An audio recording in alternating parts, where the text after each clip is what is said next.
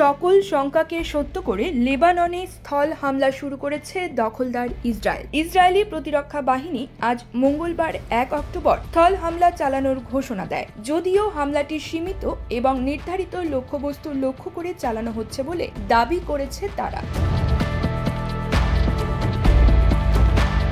Israeli প্রতিরক্ষা বাহিনী স্থল হামলার ব্যাপারে বলেছে, কয়েক ঘন্টা আগে হিজবুল্লাহর অবকাঠামো লক্ষ্য করে দক্ষিণ লেবাননের সীমান্তবর্তী কয়েকটি গ্রামে নির্দিষ্ট এবং সীমিত স্থল অভিযান শুরু করেছে সেনারা। ব্লু লাইনের কাছে অবস্থিত হিজবুল্লাহর এই অবকাঠামোগুলো ইসরায়েলি শহরগুলোর জন্য তাৎক্ষণিক হুমকি হিসেবে দাঁড়িয়েছে। এর আগে সোমবার রাতে লেবাননে স্থল হামলার অনুমোদন দেয় দখলদার ইসরায়েলের নিরাপত্তা পরিষদ। ওই সময় জানানো হয়, হিজবুল্লাহর বিরুদ্ধে যুদ্ধের পরবর্তী ধাপের অনুমোদন দেওয়া হয়েছে।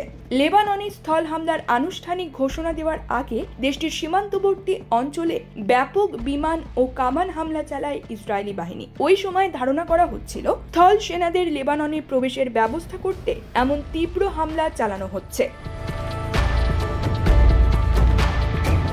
ইসরায়েলি প্রতিরক্ষা বাহিনী বিবৃতিতে দাবি করেছে, এই স্থল হামলা হবে সীমিত, স্থানীয় এবং হিজবুল্লাহর নির্দিষ্ট অবস্থান লক্ষ্য করে। মার্কিন সংবাদ মাধ্যম এক্সিওস জানিয়েছে, দখলদার ইসরায়েলের নিরাপত্তা পরিষদ লেবাননে সীমিত এবং স্বল্পমেয়াদী স্থল হামলার অনুমোদন দিয়েছে।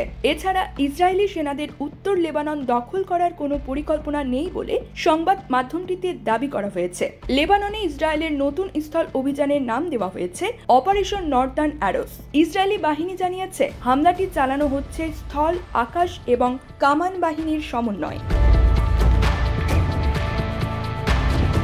কাতার ভিত্তিক সংবাদ মাধ্যম আল জাজিরা জানিয়েছে, স্থল হামলার আগে ইসরায়েল সীমান্তবর্তী অঞ্চলে ব্যাপক কামান হামলা চালিয়েছে, যেন হিজবুল্লাহর যোদ্ধারা তাদের অবস্থান থেকে সরে যান এবং তারা সেসব অবকাঠামো ধ্বংস করে দিতে পারে। তবে যদি হিজবুল্লাহর যোদ্ধারা পাল্টা প্রতিরোধ গড়ে তোলেন, তাহলে ইসরায়েলের এই সীমিত স্থল অভিযান ধরে রাখা কষ্ট হবে। ইসরায়েল যদি লেবাননের শক্ত অবস্থান গড়তে চায়, তাহলে তাদের আরও সামনে এগিয়ে যেতে হবে।